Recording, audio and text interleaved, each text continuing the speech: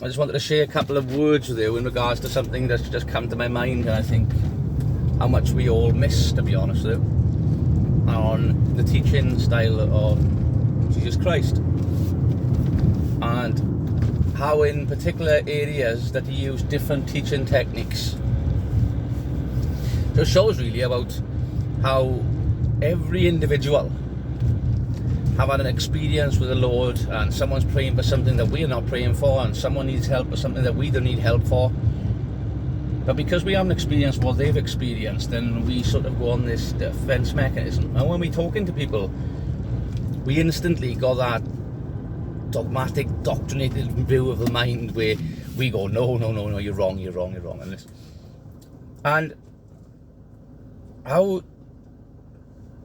Christ basically, you never see him really arguing back with the false concept of belief with people, but only basically stating to people about the way they are and claiming they're right when they were far wrong, you know. But it's the attitude to the person, the attitude to the believer, mental health, illnesses, even though we know Christ didn't believe in none of this,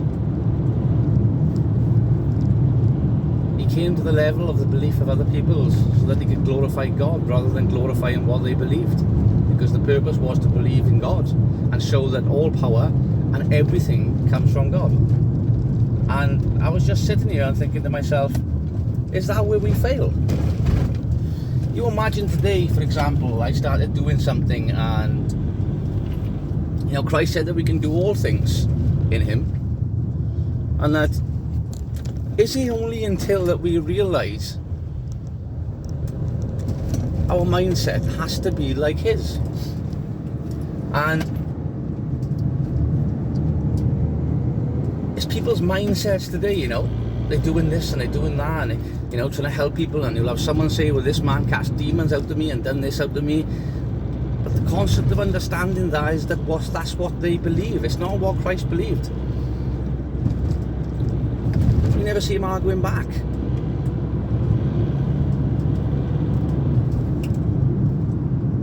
But it was just about to give glory to God. They leave them things behind then and move forward and give God the glory.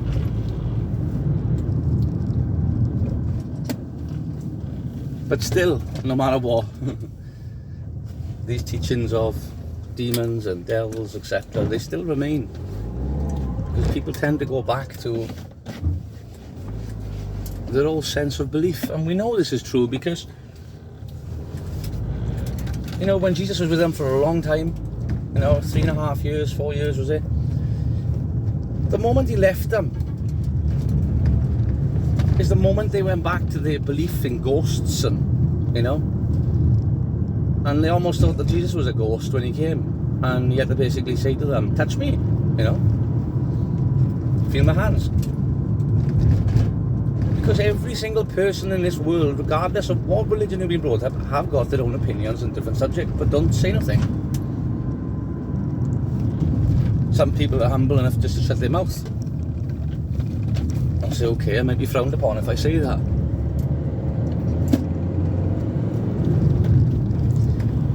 There was a little scenario in my life where I had a similar thing happen to me. I had someone come to my house telling me that they were being raped by demons. They'd never told anyone before. They never told anyone this before, but it was based on the circumstances that they were in at the time. My mind was like, this is not true. But it is true to the individual, because it's not true because I haven't experienced it. It doesn't make it true in their minds. They've made their mindset to believe that that is what is true based on the circumstances of the life they chose to live.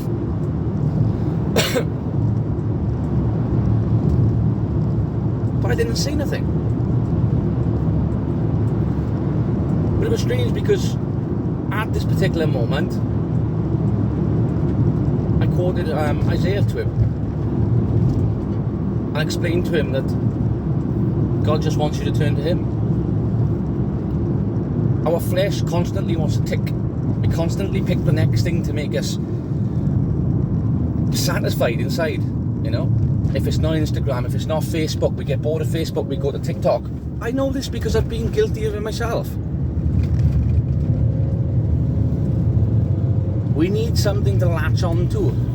Are we not fully latching on to 100% to Christ and his ways? And the more we seek and the more we follow, yeah, it does hurt. It's narrow. Not just narrow in the concept of our life and what we have to leave behind, but it's the narrowness of the mindset too, because we think very widely on the spectrum, but we don't think and focus on what's straight ahead of us.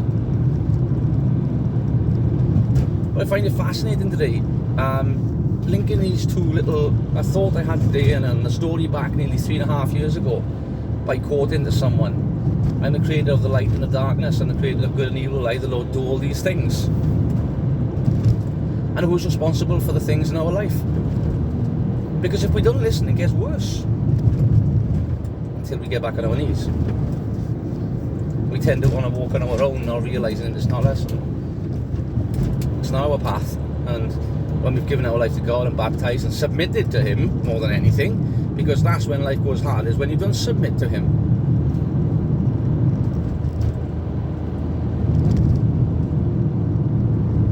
To see someone who believed that they were being raped by demons based on this is what they experienced.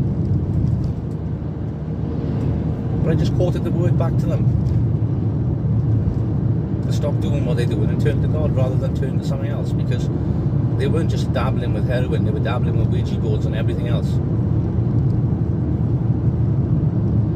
But I said to him, go away and have a think about it and come back.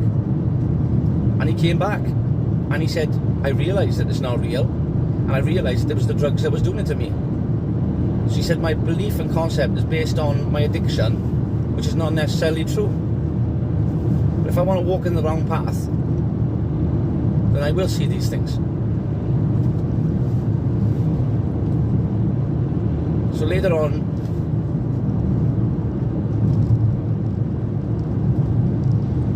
as his journey went forward a couple of weeks, he came back and knocked the door, you know,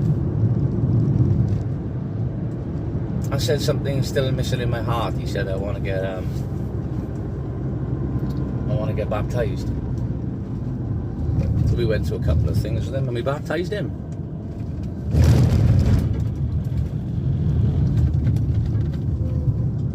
And now the guy goes out, he's not paranoid no more. These things have been taken from him. But how can I deny seeing that?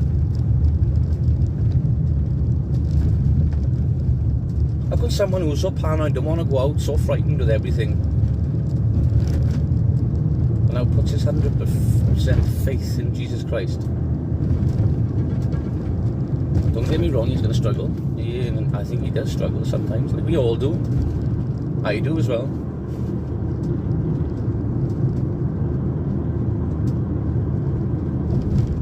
But do we actually listen? Do we actually sit at the feet of Jesus Christ and listen to what he's trying to tell us? We're all guilty because we don't. We don't. I think all of us got a problem suffering with mental health, and something that we've got plaguing us daily. But the thing that bothers you so much can be turned into the glory of God by using it as a tool. And understand that it's been given to you as a tool, and even though you think it's a burden in your life, that you can use it for God's glory. Addictive personality disorder. Pleaded with God for so long to take it away from me, and them thoughts come in my mind as soon as I say, and it's almost as if you hear, my grace is sufficient for you. Because if he takes away my addictive personality disorder, I won't read the Bible no more. And that's what's fantastic about it, that what the world considers bad and weakness, My weakness is actually my strength. This is what allows me to continue going forward with God's help. Because He gave it to me for this reason when I woke up, so that I can use it now for Him. So it's no longer a weakness, it's a strength.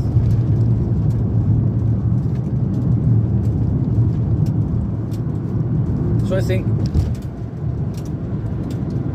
you imagine me going around doing this and doing that, and to be honest with you, it is happening. Going around speaking to people you wouldn't even imagine, you know. People are looking at me stupid, even people who believe in what I believe in, and say that's not how God works.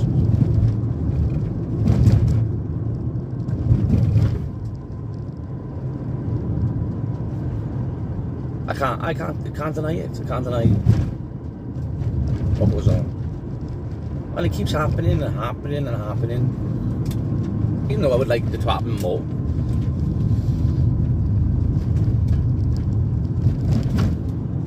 But it's developing fruit in the process. It humbles you so deeply, quietly. Allows you to take the distractions out of your life that are plaguing you day in and day out. The nagging. It's all gone. It all goes. You have reoccurring episodes sometimes, I think, like anybody's life. It's like Legion. The reoccurring episodes of mental health in life. Just keep dominating it. And you almost say in your mind, here it goes again. But do we really sit there and say, yes, here it goes again, what can I learn from the situation? So when everything links up then, or we have little faith. All these things relate to your life, your thought process, and the way your mind works. Battling the carnal mind. So I just wanted to share a couple of things with you, bro, just to explain how my mind is working today. And yeah, I could be wrong, that's okay.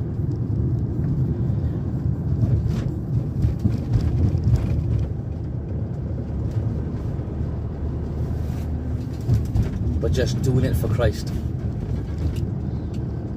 And regardless of what you've been taught by man, have the same attitude as Christ. Then you can start to see where things have gone wrong. People's attitudes. And regardless if people want to think that I'm casting out demons, that's not what I said. That's what they said. People tend to listen to the other people, see. The objective is to come to the level of the unbeliever and be very gentle, which is a fruit. To take away what's plaguing them so much, to give glory to God so that He can take it away from them. But just giving them a prod, you know, in the right direction.